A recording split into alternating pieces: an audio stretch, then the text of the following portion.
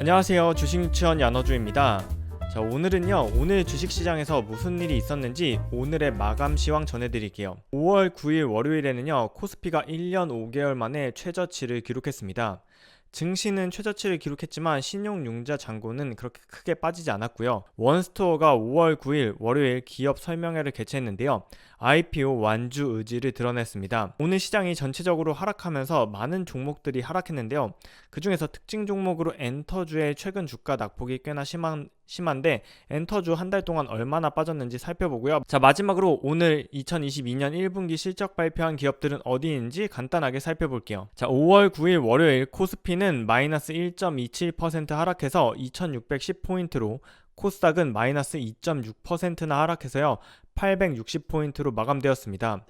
코스피 지수는 2020년 11월 30일 기록한 2591포인트 이후에 무려 1년 5개월 만에 최저치를 기록했는데요. 오늘 우리 증시는요, 지난주 미국 증시가 국채금리 상승과 인플레이션 우려로 하락한 영향을 국내 증시가 부정적으로 받아들이면서 장 초반부터 코스피, 코스닥 모두 하락 출발했고요. 여기에 일본이 러시아산 원유 수입 금지를 발표함에 따라서 경기 둔화 우려가 불거지자 니케이 지수가 2% 하락하면서 국내 증시도 오후 들어 낙폭을 확대했다고 박광남 미래에셋증권 연구원은 분석했습니다. 특히 오늘 러시아가 전승기념일을 맞아서 연 열병식에서 핵 전력을 대거 동원하면서 서방 국가들에 대한 핵 위협에 나섰고, 러시아가 전승기념일에 우크라이나와의 전면전을 개시를 선언할 거다라는 찌라시가 돌면서 러시아 남성들 총동원 소집령이 발표됐다는 사진이 돌기도 했습니다. 시가총액 상위 종목에서는 코스피, 코스닥 모두 2차전지 관련주들의 하락폭이 컸습니다.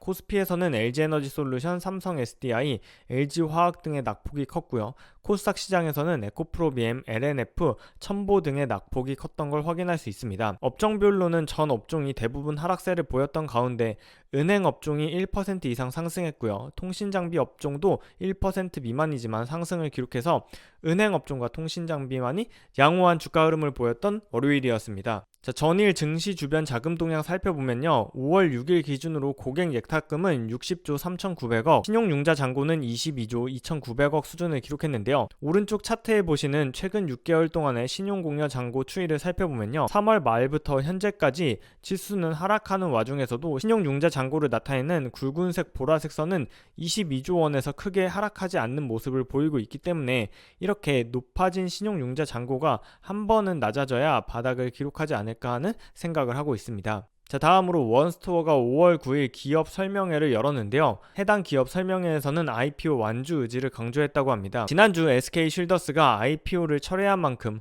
원스토어가 IPO를 끝까지 완주할 수 있을지 시장에 관심이 쏠렸는데요. 원스토어는 앱 유통과 종합 스토리 컨텐츠 사업을 영위하고 있는데, 희망 공모가 밴드 기준으로 공모가가 조금 높은 거 아니냐는 고평가 논란에 시달리고 있습니다. 하지만 회사 측에서는 공모가 고평가 논란은 국내에서 원스토어와 비교할 수 있는 적정 사업자가 없기 때문에 고평가 논란이 일었지만, 현재 공모 가격이 PSR 기준 4.3배에서 5.2배 정도라서 밸류에이션 자체가 높다고 생각하지는 않는다고 CFO는 밝혔습니다. 자, 원스토어는 오늘과 내일 기관의 수요 예측을 거쳐서 수요일날 최종 수요 예측 결과를 공시하는데요. 과연 원스토어가 기관 수요 예측에서 흥행에 성공할 수 있을지 잘 지켜봐야겠네요. 자, 다음으로 살펴볼 업종은요, 바로 엔터테인먼트입니다. 오늘 SM 엔터테인먼트는요, 무려 8% 가까이 하락하면서요, 한 달 만에 무려 32% 하락했다는 더 팩트 기사인데요. 이러한 기사가 정말 맞는지 오늘 종가와 4월 8일 종가를 직접 조회해 보았습니다. 자, 오늘 종가를 4월 8일 종가와 비교를 해보면요, 하이브는 한 달 동안 마이너스 17%, JYP엔터는 마이너스 13%, SM엔터는 마이너스 21%, YG엔터테인먼트는 마이너스 12% 하락해서요, SM엔터테인먼트의 하락폭이 가장 큰 건 맞습니다.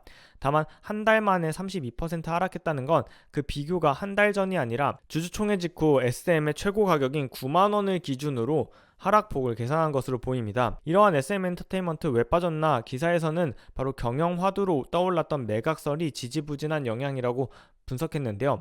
SM엔터테인먼트 인수전에 참여했던 네이버는 지난달 말에 인수전에서 손을 뗐다고 공식 발표했고요. 카카오와 CJ 역시 최신 변동사항은 없다고 밝히면서 SM엔터테인먼트 매각설이 지지부진하면서 주가에 영향을 미친 것으로 보입니다. 자, 마지막으로 오늘 나온 1분기 실적 발표 어떤 기업들이 있는지 살펴보면요. 먼저 CJ제일제당이 K푸드와 바이오 사업의 호조에 힘입어서 최대 실적을 기록했다고 합니다. 또한 CJ대한통운도 1분기 영업이익은 757억 원으로 전년 동기 대비 57% 증가한 수치를 기록했고요. 메가스터디교육도 1분기 영업이익이 255억 원, 전년 대비 98% 성장, 현대이지웰은 1분기 영업이익 80억 원으로 전년 대비 13% 성장, SK케미칼이 1분기 매출액은 4,180억, 전년 대비해서는 12% 증가했다는 소식 전해드립니다. 이러한 기업들에 관심 있는 분들은 해당 실적이 어땠는지 조금 더 자세히 찾아보는 게 좋겠네요. 자, 늘 말씀드리지만 본 영상에서 언급한 종목의 매수 매도 추천이 아니라는 점 다시 한번 강조드립니다. 자, 오늘 주식시장에서는 무슨 이슈가 있었나? 5월 9일 월요일 마감 시황은 여기까지입니다. 저희 나눠주는 내일 아침